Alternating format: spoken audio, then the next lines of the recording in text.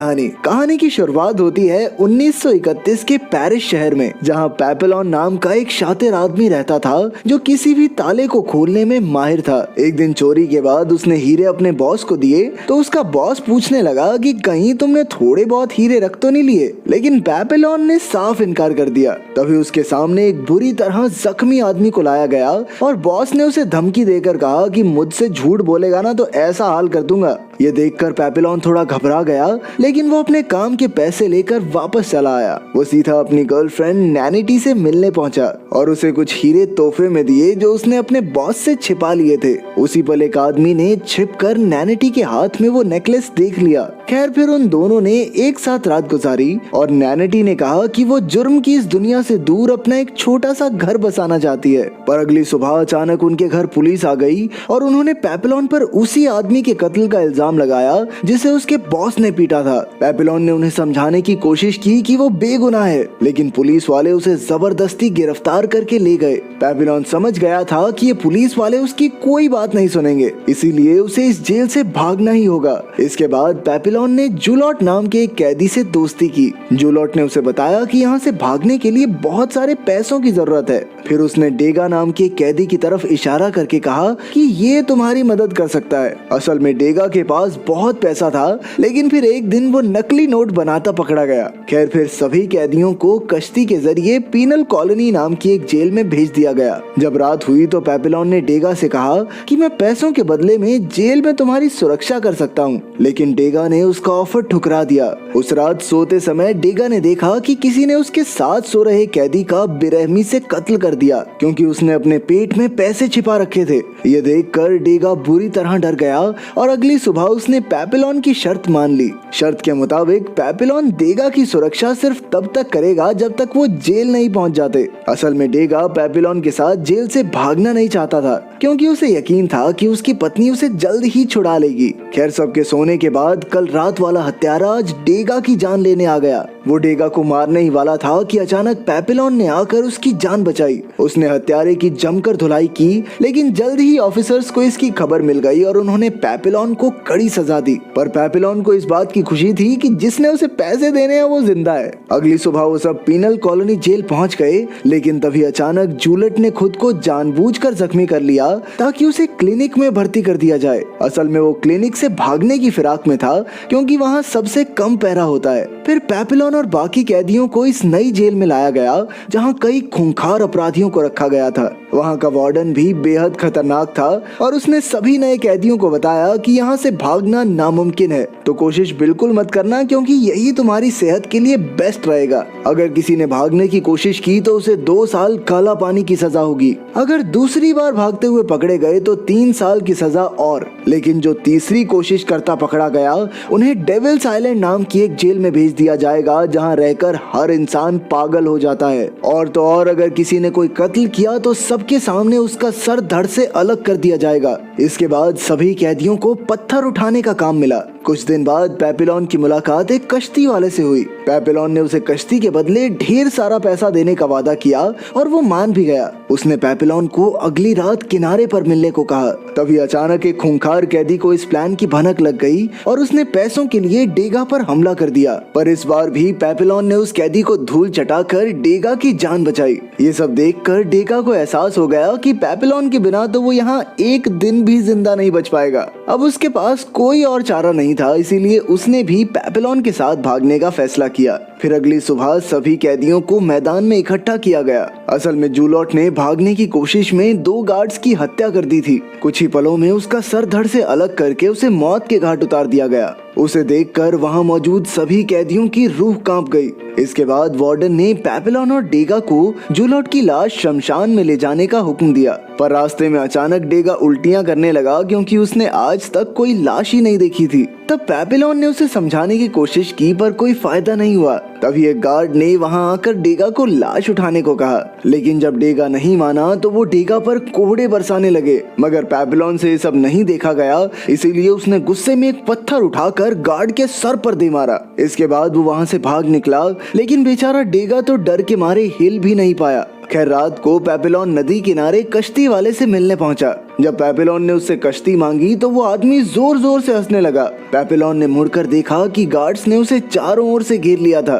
तब ये खुलासा होता है कि ये बोट वाला आदमी ही वार्डन को भागने वालों की खबर देता था और इसके बदले में उसे काफी सारे पैसे भी मिलते थे। जल्द ही पेपिलोन को जेल में वापस लाया गया। वहाँ वार्डन ने बताया कि जिस गार्ड को उसने पत्थर से मारा था वो जिंदा बच गया है, इसलिए पेपिलोन को मौत की सजा तो नहीं होगी, लेकिन भागने के जुर्म में अब उसे दूसरे टापू पर काला पानी की सजा काटनी होगी। जब पेपिलोन वहाँ पहुँचा तो वहाँ का माहौल देखकर उसकी रूह कांप गई। पिछली जेल में कम से कम कैदी इधर उधर घूमकर एक दूसरे से बातें तो कर सकते थे, लेकिन यहाँ उसे एक छोटे से कमरे में बंद रहना होगा, वो भी बिना कोई आवाज किए। यहाँ तक कि इस जेल में तो खुद से बात करना भी एक गुनाह था। इसके अलावा उसे खाने के नाम पर सिर्फ एक बेकार सा सूप मिलता था। लेकिन एक दिन अचानक खाने में उसे एक नारियल मिला। उसके अंदर एक कागज का टुकड़ा भी था जिस पर लिखा था कि अब से उसे रोज नारियल मिलेंगे। पेपिलोन समझ गया कि ये जरूर डेगा की तरफ से हैं। इसी तरह कुछ हफ्ते बीत गए, लेकिन जल्द ही वार्डन को इसकी भनक लग गई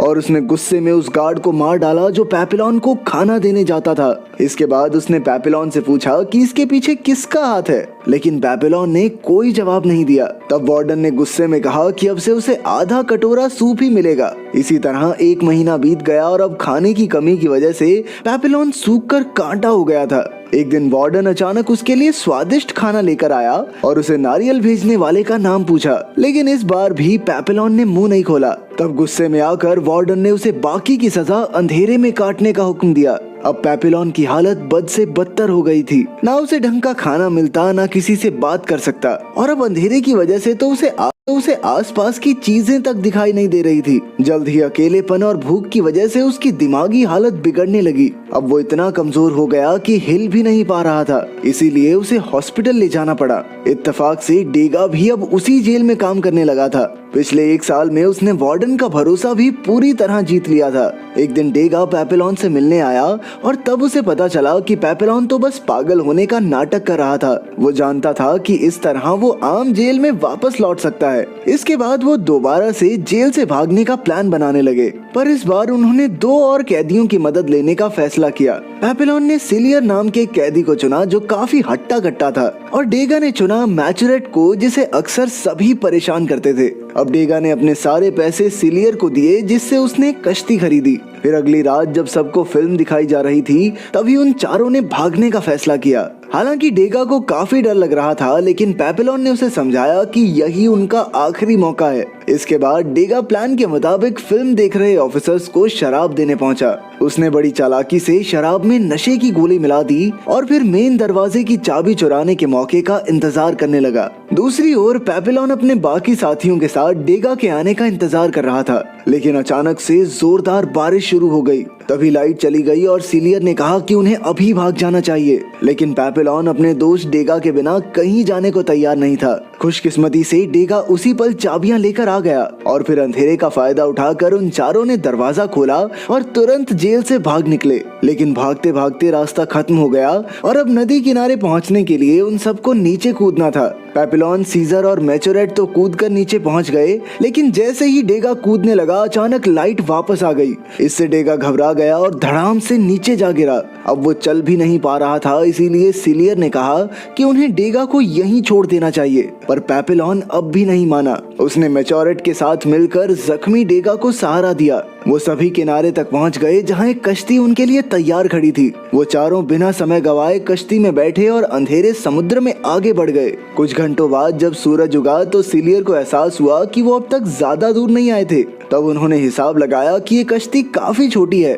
और ये 4 लोगों का भार तो नहीं उठा सकती। साथ ही एक भयंकर तूफान तेजी से उनकी ओर बढ़ने लगा। अब उनके पास समय बहुत कम था, इसीलिए सिलियर ने अपनी ताकत के दम पर मैचुरेट को समुद्र में धकेल दिया और फिर उसने डेगा पर हमला किया। लेकिन पेपिलोन उसके रास्ते में आ गया और दोनों एक दूसरे से लड़ने लगे। सिलियर पेपिलोन से काफी हट्टा कट्टा था और उसे मारने ही वाला था कि ऐन वक्त पर डेगा ने उसकी पीठ में छुरा घोंपकर उसकी हत्या कर दी। इसके बाद उन दोनों ने मिलकर सिलियर को कश्ती से बाहर फेंका और मैचुरेट को वापस ऊपर खींच लिया। पर कुछ ही पलों में वो तूफान की चपेट में आ गए और चारों तरफ अंधेरा हो गया। जब उनकी आंख खुली तो वो सब एक टापू पर थे। असल में टापू के कुछ लोगों ने उन्हें समुद्र में बहते हुए देखा और उनकी जान बचाई। तभी एक नन ने वहां आकर पेपिलोन को बताया कि ये टापू कोलंबिया में है। शाम को पेपिलोन ने डेगा से कहा कि उन्हें जल्द से जल्द यहाँ से निकलना चाहिए, लेकिन डेगा ने कहा कि अगर वो जाना चाहता है तो जा सकता है, क्योंकि अब उनकी डील खत्म हो चुकी है। असल में वो भाग भाग कर थक चुका था।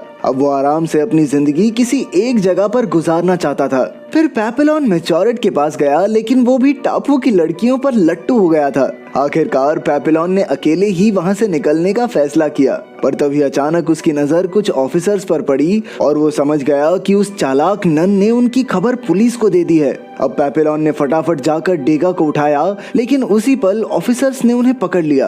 तभी उन्होंने मैच्योरेट को पकड़कर गोली मार दी और आखिरकार पेपिलोन और डेगा को गिरफ्तार करके एक बार फिर से जेल भेज दिया गया। इसके 5 साल बाद हम देखते हैं कि पेपिलोन ने काला पानी की सजा पूरी कर ली थी और अब उसे डेविल्स आइलैंड जेल में भेजा जा रहा था। लेकिन वहां जाकर पेपिलोन हैरान रह गया, क्योंकि डेगा भी वहीं कैद था। असल में उसने ऑफिसर्स की शराब में नशा मिलाया था, इसीलिए उसे तो पहले ही डेविल्स आइलैंड भेज दिया गया था। एक दूसरे को पूरे 5 साल बाद देखकर वो दोनों काफी खुश हुए। फिर शाम को दोनों समुद्र किनारे बैठे थे कि पेपिलोन को एक आइडिया आया। उसने डेगा से कहा कि अगर वो एक छोटी सी राफ्ट बनाए तो समुद्र की लहरें खुद ब खुद उन्हें दूसरे छोर तक ले जाएंगी। पर डेगा ने कहा कि भाई देख, तूने जो करना है कर ले, लेकिन मुझे इससे बाहर रख प्लीज। वो पिछले 5 साल से यहाँ शांति से जिंदगी गुजार रहा था और तो और उसकी पत्नी ने भी किसी और से शादी कर ली थी, इसीलिए अब उसे वापस लौटने में कोई खास इंटरेस्ट भी नहीं था। खैर, उसने फिर भी नारियल से राफ्ट बनाने में पेपिलोन की मदद की। अगली सुबह दोनों दोस्तों ने एक दूसरे को गले लगाकर अलविदा कहा और फिर पेपिलोन राफ्ट समुद्र में फेंक कर उस पर कूद गया। खुशकिस्मती से उसका प्लान कामयाब रहा और लहरें उसे दूसरी ओर ले जाने लगी। उसे जाते देख डेगा की आंखों में भी आंसू आ गए। अगर वीडियो पसंद आई तो लाइक कर देना, चैनल को सब्सक्राइब कर देना। मिलते हैं अगली वीडियो।